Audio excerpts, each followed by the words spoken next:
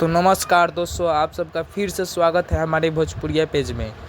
और हम आज बात करने वाले हैं आपके सुपर स्टार नीलकमल सिंह के गाने के बारे में। और जो भी दोस्तों हमारे चैनल में नए हैं तो चैनल को सब्सक्राइब करें, क्योंकि भोजपुरी इंडस्ट्री का हर ताज़ा खबर सबसे पहले भोजपुरिया पेज में देखने को मिलेगी। और बात करें गाने को, तो इस गाने को गाए हैं नीलकमल सिंह।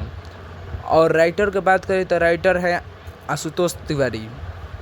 और संगीत की बात करें तो संगीत विनय विनायक हैं। और इस गाने में नीलकमल सिंह के साथ नज़र आने वाली हैं आकांक्षा पुरी, जो भोजपुरी इंडस्ट्री में सबसे पहले खेसारी लाल यादव और पवन सिंह के साथ काम करती थी और भोजपुरी इंडस्ट्री के हर सिंगर के साथ काम करने वाली हैं।